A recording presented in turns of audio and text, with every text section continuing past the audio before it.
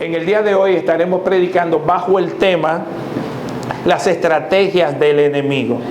Es un tema que impacta porque uno se pregunta ¿por qué el pastor tiene que hablar de eso? Hay algunos que dicen no quiero ni siquiera escuchar el nombre de Satán, ni siquiera el calificativo más próximo. Pero la Biblia habla de una realidad espiritual. Tenemos un enemigo de las almas, un enemigo espiritual. Desconocer su existencia, tener en poco sus estrategias, el no conocer su método de persuasión, de seducción, de inducción al pecado, es tener en poco lo que la Biblia quiere para lo cual seamos entendidos. ¿Alguien puede decir amén? Algunas personas que ya han recibido a Cristo como su Señor y suficiente Salvador entienden que la vida cristiana, a partir del momento de dar ese paso tan importante, pues de alguna manera su vida no va a tener ningún tipo de complejidad, su vida no va a tener ningún tipo de problema, ningún tipo de incidente. Y están equivocados. Porque el Señor Jesús dijo que en el mundo tendremos ¿qué cosa? Aflicciones. Pero lo importante es que sepamos que Él está a nuestro lado y que Él venció toda oposición. Él venció al mundo. Él venció las tinieblas. Nuestro enemigo es un enemigo derrotado por Jesús en la cruz del Calvario. Pero tiene por un tiempo un nivel de operatividad en este plano, en esta tierra, de este lado de la eternidad. Muchos no se dan cuenta la realidad de que hay un enemigo espiritual. Y si eres creyente maduro en Cristo, debes de despertar a esa realidad. Tenemos un enemigo que es muy real. Aunque hay doctrinas del mundo, pensamientos, filosofías que dicen no, el diablo no existe, es un invento de los cristianos, es un invento de las religiones. Sin embargo, es un enemigo real. Si vamos a Primera de Pedro capítulo 5, Primera de Pedro 5, en los versículos del 8 y 9 nos dice: sed sobrio, el apóstol Pedro, y velad, porque vuestro adversario el diablo, como león rugiente, calificativo, anda alrededor buscando a quien devorar, el cual resistid firme en la fe, sabiendo que los mismos padecimientos se van cumpliendo en vuestros hermanos en todo el mundo. ¿Qué quiere decir? Oye, lo que te está pasando, los ataques que estás recibiendo, no es solo a ti, sino a miles y miles de hermanos alrededor del mundo. Hay gente que cuando está en medio de ataques, la normalidad es que sintamos que nuestro momento es lo peor. Y sintamos que el mundo se nos está haciendo pedazos y que lo nuestro es lo más terrible. Sin embargo, otros están padeciendo situaciones similares o mucho peores que las tuyas. Los cristianos debemos de luchar contra tres enemigos. El enemigo externo, que es el mundo, con su estilo, con sus atracciones, con sus filosofías huecas, contraria a la palabra de Dios. Tenemos un enemigo interno que lo llevamos 24/7, que es la carne, eso que nos invita a pecar, a levantarnos contra Dios y contra lo que Él ha establecido en su palabra, que busca desviarnos del propósito. Y el enemigo permanente, algunos le llaman eterno, pero no es correcto porque no durará para siempre, Satanás y sus demonios. Muchas personas hoy en día dudan de la existencia del diablo, pero la Biblia enseña que Satanás es real. La Biblia enseña que tiene tres metas específicas el enemigo. La primera de ellas es alejarnos de Dios. Busca la manera de enfriarnos. Busca la manera de disuadirnos de nuestra fe. Busca la manera de apagarnos. Busca la manera de que no seamos efectivos dentro del reino. La segunda meta de Satán es frustrar el plan divino en nosotros para que no podamos cumplir el propósito de Dios para el cual fuimos creados. Y el tercer aspecto o meta del enemigo es causar división en la familia, causar división en los matrimonios, causar división en la iglesia. Es causante de toda división. Está la estrategia de Satán detrás de ella. Repetimos, Satán es un enemigo que ha estado desde el primer día del hombre en la tierra, desde el Génesis. Es una persona muy real desde su introducción en el mundo. El apóstol Pablo nos dice en 2 de Corintios, capítulo 2, versículo 11, lo siguiente, la siguiente advertencia: para que Satanás no gane ventaja alguna sobre nosotros, pues no ignoramos sus maquinaciones. Atención acá. Aquí está advirtiendo el apóstol Pablo que no debemos de ignorar las maquinaciones. No debe de ser el foco de atención nuestro, pero no dejar de tener entendimiento, discernimiento espiritual, de que cuando se nos presente escenarios, aunque se vean atractivos, pero contrarios a su palabra, debemos de estar firmes entendiendo las maquinaciones. Hay gente que llegará a tu vida buscando desviarte. Gente que tú entiendes que afectivamente son comunes, intereses comunes, pero que no están alineadas al propósito de Dios y se constituyen en enviaciones para sacarte precisamente, frustrar el plan de Dios en tu vida. ¿Alguien puede entender lo que estoy diciendo? Dice el pastor John Piper, uno de los hechos más alarmantes acerca de la vida es que todos los seres humanos tenemos un enemigo sobrenatural cuyo objetivo es usar el dolor y el placer para hacernos ciegos, tontos y miserables. El enemigo utilizará dos aspectos: el placer como motivación o el dolor para frustrarnos, para debilitarnos, para hacernos creer que Dios no nos ama, que se ha olvidado de nosotros. Y tanto el dolor como el placer va a traer un aguijón, va a aguijonearnos, va a zarandearnos. El diablo es un mentiroso y nadie está libre de sus engaños. No lo estuvo Cristo en su ministerio terrenal. Él también fue tentado en el desierto. Juan capítulo 8, versículo 44 nos revela la personalidad y carácter de Satán. Vosotros sois de vuestro padre el diablo, hablando Cristo con los religiosos. Vosotros sois de vuestro padre el diablo y los deseos de vuestro padre queréis hacer. Él ha sido homicida desde el principio y no ha permanecido en la verdad, porque no hay verdad en él. Cuando habla mentira, de suyo habla, porque es mentiroso y padre de mentira. Detrás de cualquier mentira, por pequeña que parezca, está el consejo de Satán. Cuando usted se siente en la necesidad de hablar una mentira o ocultar la verdad, ese consejo no viene de Dios, viene de las tinieblas. Vayamos a Juan capítulo 10, versículo 10, que nos revela su propósito. Nos dice: el ladrón no viene sino para hurtar y matar y destruir.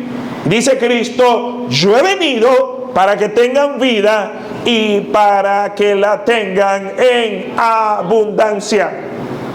Oh, el propósito de Satán es triple: hurtar, es decir, robar, diezmarte, quitarte lo que con esfuerzo tú has logrado, matar, exterminio, Por eso detrás del aborto está Satán, porque su ministerio es matar. Detrás de las guerras está Satán, porque su ministerio es matar. Detrás de los atracos y homicidios está Satán, porque su ministerio es matar, robar. Y en tercer lugar, destruir. Todo lo que se está edificando, busca él la destrucción. Así que para poder mantenernos firmes ante sus mentiras, los creyentes en Cristo debemos de conocer sus estrategias. No debemos de minimizar, debemos de ser entendidos, porque hay vanas filosofías huecas y llenas de sutileza que están siendo traídas en este mundo perdido, en este mundo caído, para distraernos del propósito. Y debemos de entender que es un ataque satánico. El ataque satánico no es más que un asedio permanente por un tiempo de Satán sobre una persona, sobre una ciudad, sobre una familia, sobre un individuo, con el propósito de hacerle daño. Un daño en su espíritu, un daño en su alma, un daño en su cuerpo. Y vimos claramente en las Escrituras el ejemplo que mencionó en su reflexión la hermana, donde vimos el ejemplo de Job, capítulo 1, donde Job, inmensamente rico, pero cuya característica principal era que dice que hubo en tierra de Uz, Job 1:1, hubo en tierra de Uz un varón llamado Job, y era este hombre perfecto y recto, temeroso de Dios y apartado del mal. Un hombre que caminaba en el temor de Dios.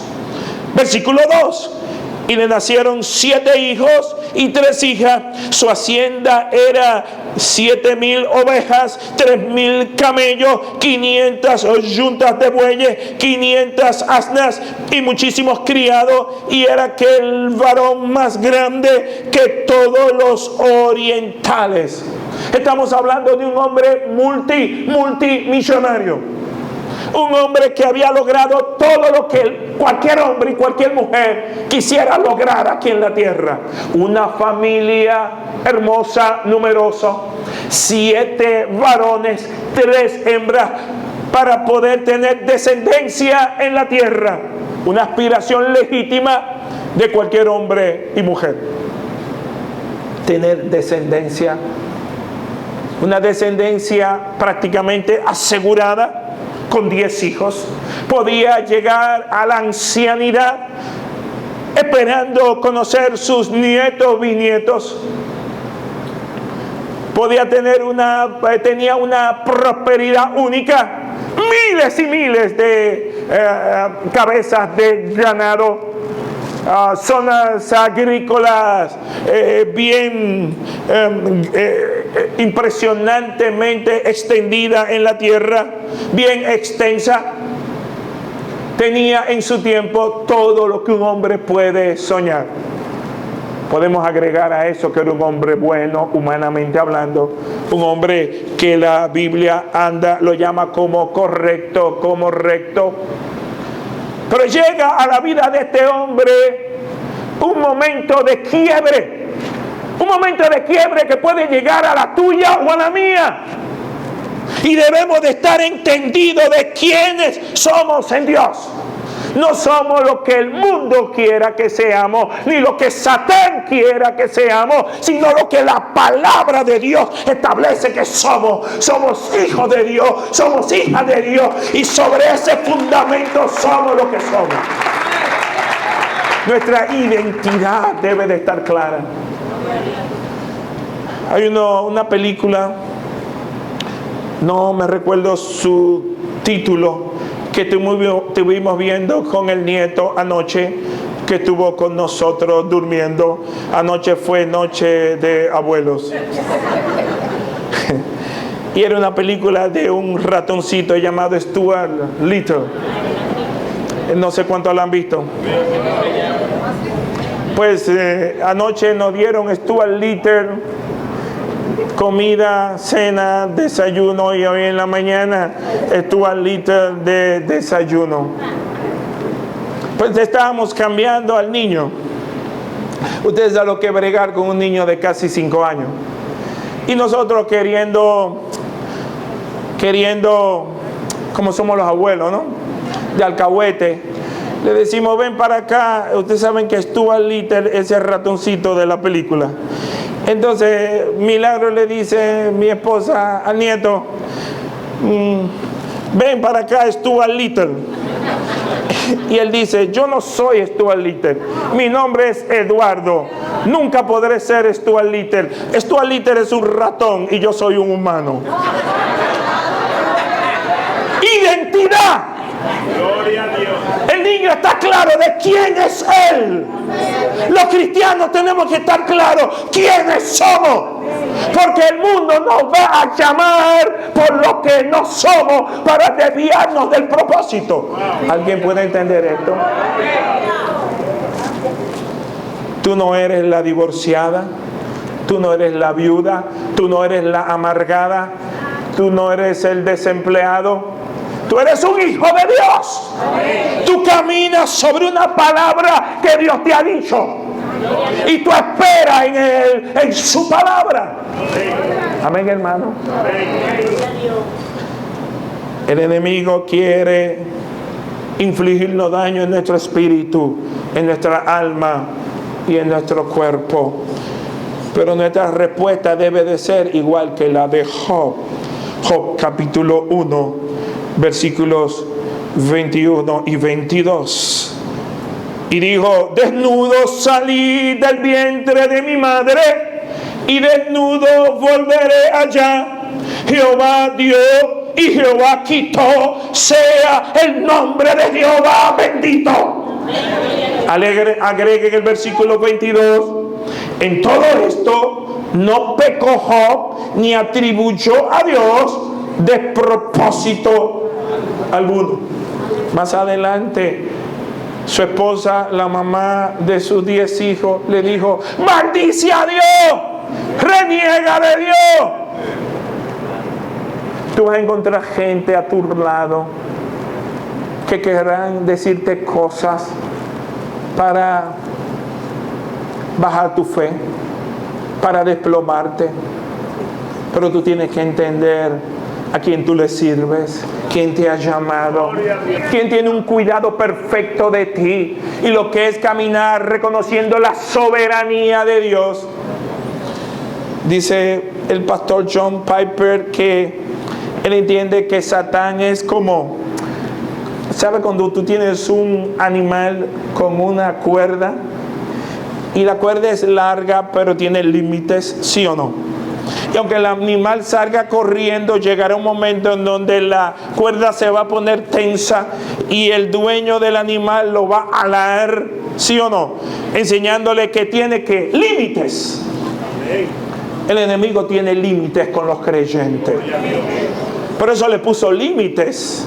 Tú vas a ir contra Job, pero no puedes tocar su vida. Le estaba poniendo que límites en la prueba del ataque satánico de Job. El enemigo con los creyentes tiene límites. Nosotros tenemos un cerco de protección y solo cuando es permitido por Dios el enemigo nos puede atacar. Pero Dios sigue siendo Dios. Dios sigue teniendo el control. ¿Cuántos dicen gloria a Dios y a su nombre? La Biblia nos sigue hablando de la estrategia del maligno. Vayamos a Romanos capítulo 8, los versículos 5 y 6 nos dicen, porque los que son de la carne, comienza a hacer un paralelismo, porque los que son de la carne, aquí se refiere a los que no son cristianos, aunque vengan a la iglesia, aunque porten una Biblia, pero no han nacido de nuevo, porque los que son de la carne piensan en las cosas de la carne, Aquí carne no es esto, no es hueso, carne, no es físico, es espiritual. Es ese impulso por pecar, ese impulso que se opone a Dios y a lo de Dios. Nos sigue diciendo, pero los que son del Espíritu, hablando del Espíritu Santo, en las cosas del Espíritu, porque el ocuparse de la carne es muerte.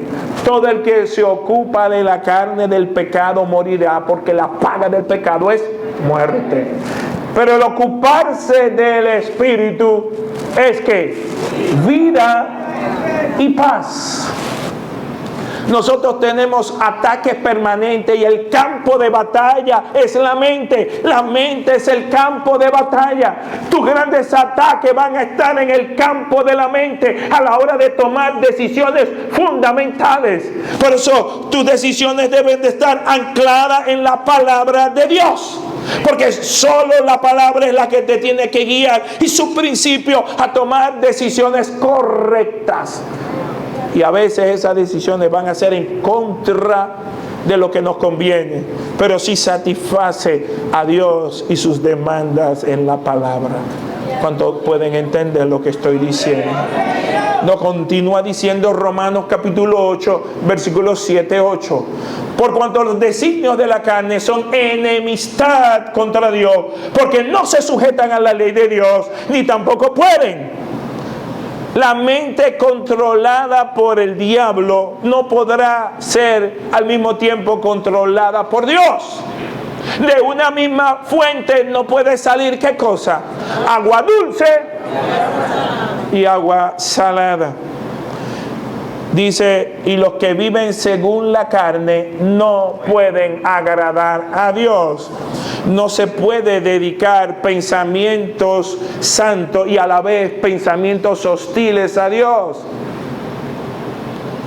Los no creyentes están completamente controlados por la carne, completamente influenciado por Satanás. El que no es cristiano, el que no ha nacido de nuevo, piensa 24/7 y sus decisiones son carnales, porque es el Espíritu que portan. Mas el que ha nacido de nuevo porta el Espíritu Santo con el cual ha sido sellado. Y ese sello del Espíritu Santo es el que lo autentica como un hijo, una hija de Dios. Romanos capítulo 8, versículo 9. Mas vosotros, hablando de los creyentes, mas vosotros, hablando de los cristianos, mas vosotros, los que han nacido de nuevo, no vivís según la carne, sino según el Espíritu. Si es que el Espíritu de Dios mora en vosotros. Y si alguno no tiene el Espíritu de Cristo, no es de él. El que no tiene el Espíritu Santo de Dios, el que no tiene comunión con el Espíritu Santo de Dios, no es de Cristo. Pastor, pero tengo una Biblia y voy a la iglesia. Si no tiene comunión con el Espíritu Santo de Dios, no es creyente, no ha nacido de nuevo, no es de Cristo. Ay, pastor, eso sí es fuerte. No, fuerte es la palabra. La mente, hermano, es el campo de batalla. El diablo se infiltrará si le das oportunidad en tu mente y tratará de sembrar pensamientos contrarios a la palabra.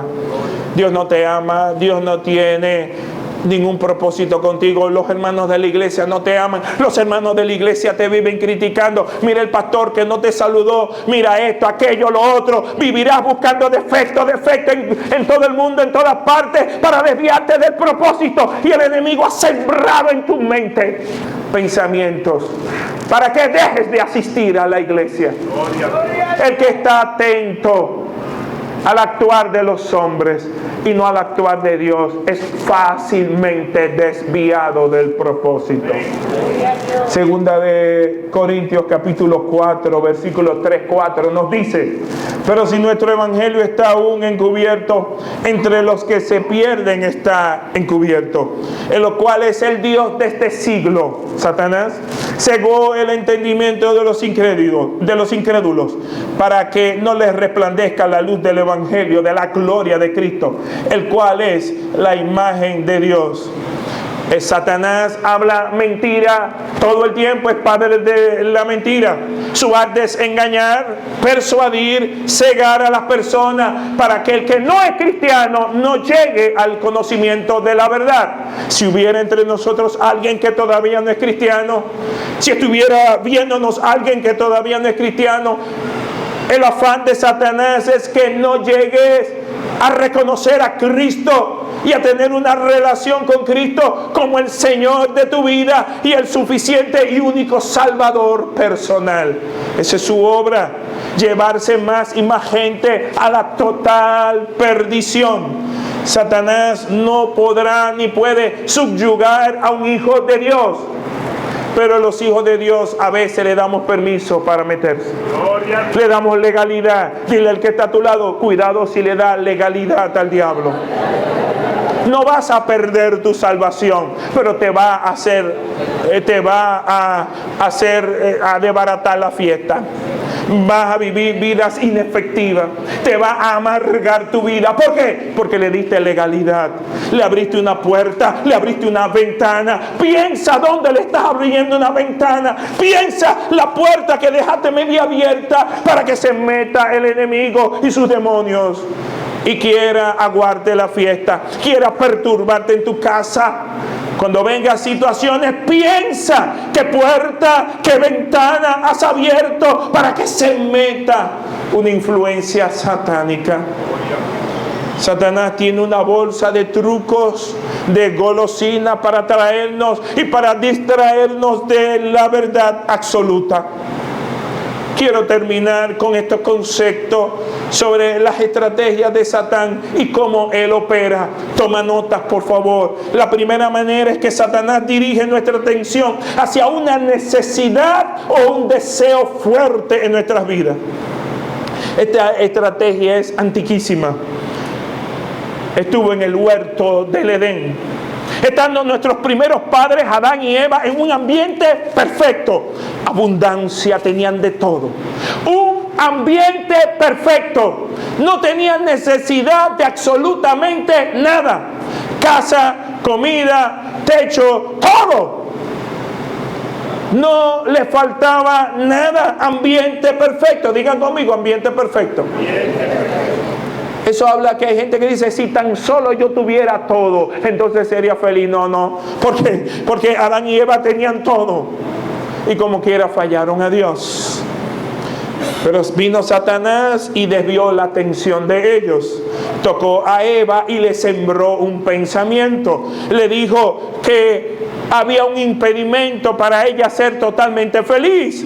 Y su felicidad dependía no de obedecer a Dios y a su palabra, sino de alcanzar el fruto del árbol, de la ciencia del bien y del mal. Le sembró un pensamiento y ese pensamiento generó una necesidad que debía de ser satisfecha. En el día de hoy el método de Satanás no ha cambiado, es la misma metodía. Él te va a decir, tú te ves muy bien, pero te falta esto, te falta aquello. Mira a tu vecina que tiene lo que tú no tienes. Mira los periódicos, mira la televisión. ¿Y por qué tú no usas esto? ¿Por qué aquello no tiene? Y tú le dirás a tu marido, cómprame eso. Yo quiero eso para poder ser feliz. Y cuando tenga lo que tú anhelas, ¿sabe algo? Entérate, no podrá satisfacerte. Te dejará igual. Después que lo tenga en tu poder, eso por lo cual hasta oraste, verás que todavía te sientes insatisfecho. ¿Sabes por qué? Porque aquello que llega fuera de la voluntad de Dios no puede producir gozo permanente, gozo duradero, sino solo destrucción e insatisfacción. El enemigo nos colocará en nuestra mente pensamientos de lujuria relacionados con actividades sexuales.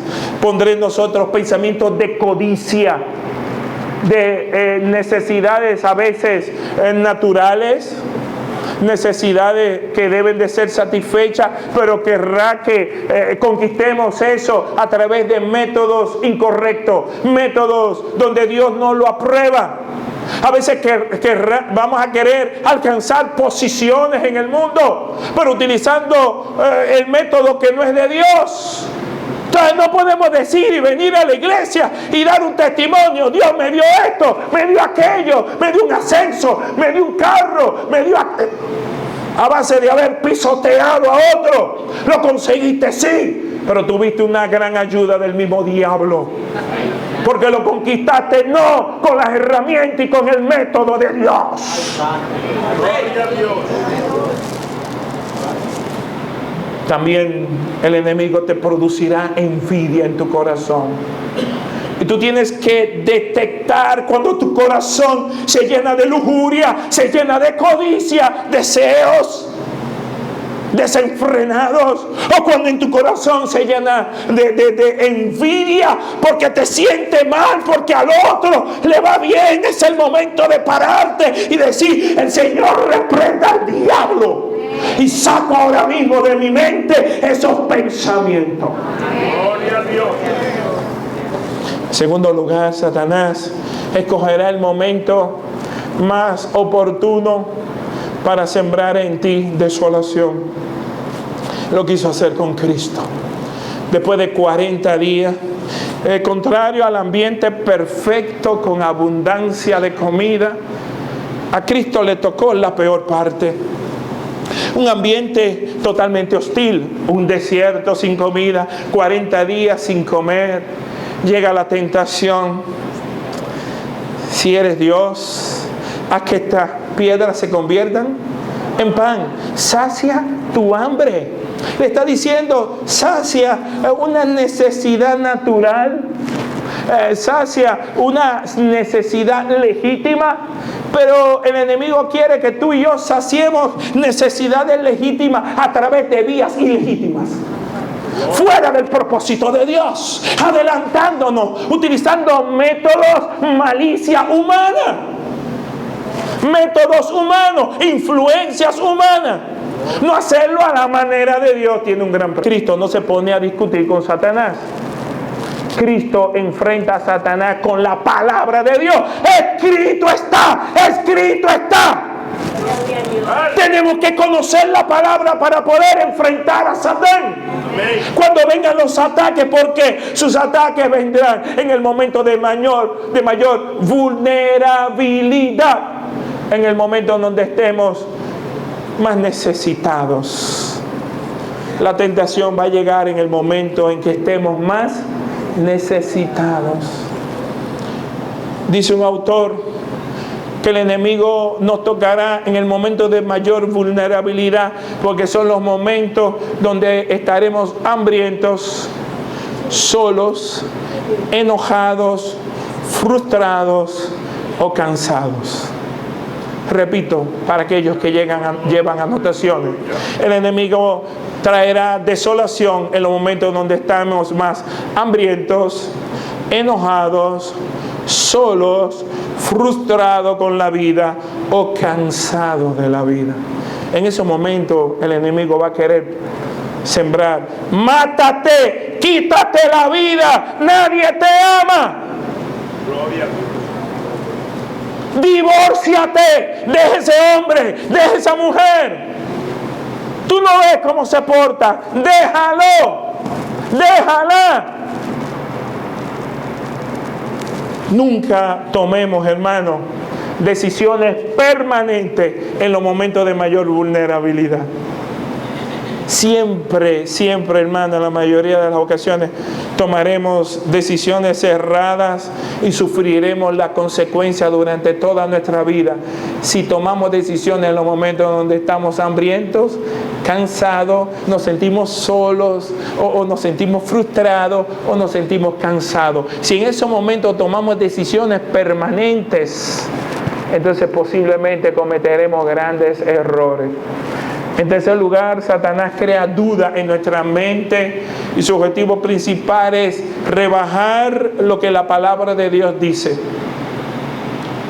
La filosofía del mundo, que ahora cuando tú abres la internet cualquiera está hablando cosas aparentando ser un pastor o un apóstol, Hay que tener discernimiento y conocimiento de la palabra de Dios para no ser confundido. ¿Por qué? Porque la Biblia misma nos advierte que en los postreros tiempos habrá hombres amadores de sí mismos que querrán torcer la verdad. Y si tú no conoces la verdad porque no conoces la Biblia, vas a ser desviado, vas a ser desviada. ¿Podemos entender esto? En una ocasión, un pastor le dijo a alguien que quería disminuir la palabra de Dios, le dijo: oye, pero ¿por qué tú no comienzas a obedecer en lo que está claro? ¿Por qué te quieres confundir en los pocos versículos que pudieran estar grises o oscuros en la palabra de Dios? Porque no comienzas a obedecer a Dios en lo que está bien claro. No, es que la Biblia es muy difícil de entender. Y él le dice: ¿qué parte de la Biblia tú no entiendes? Cuando Dios ha dado su ley moral y te dice a ti: no hurtarás, no matarás, no darás falso testimonio, no mentirás, no tomarás la mujer ajena. ¿Qué parte de ese no tú no entiendes?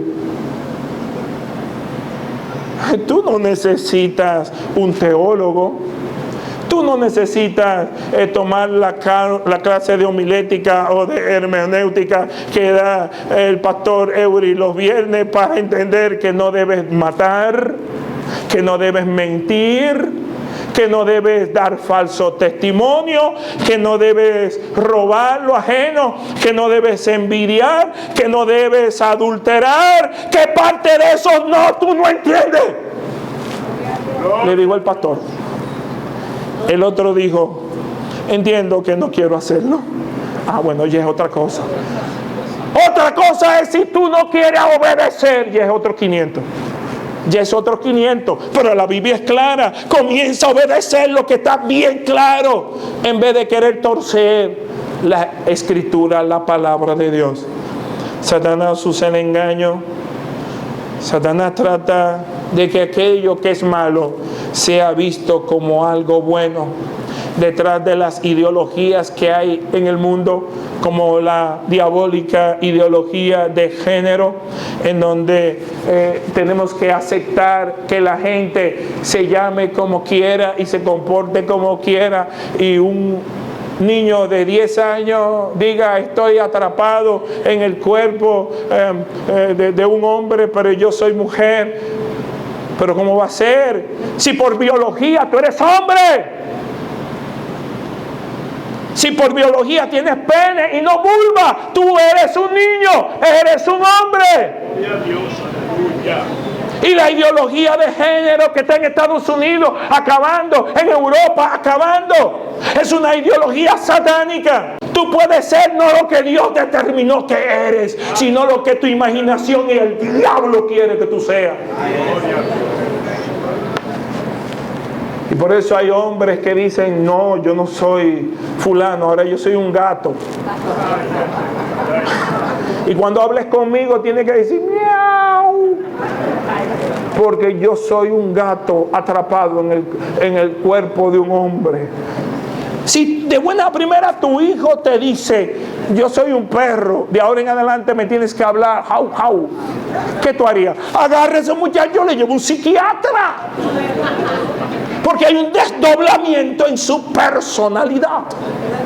Pero no, el mundo quiere, la ideología del mundo, la ideología de género, es que tú puedes pretender ser lo que te da la gana y el mundo tiene que aceptarte y decirte: hola señor gato y su pandilla, hola señor perro, hola señora jirafa, y vamos a tener un zoológico de pantera, gato, perro, tigre. Todo lo que el diablo le mete, el Señor lo reprende en la cabeza a la gente. Y la gente lo está aceptando. Y habrá leyes en donde tú irás preso, porque a la señora no le dirás señora, y como no le dijiste jirafa, señora jirafa, ay, tú me estás ofendiendo, porque yo te dije a ti que tú me tienes que tratar como jirafa, y como no me llamaste señora jirafa, te pongo una demanda. Gloria a Dios. Y habrá jueces en los últimos tiempos que te pondrán una multa por tú no decirle jirafa a una mujer que se creía jirafa.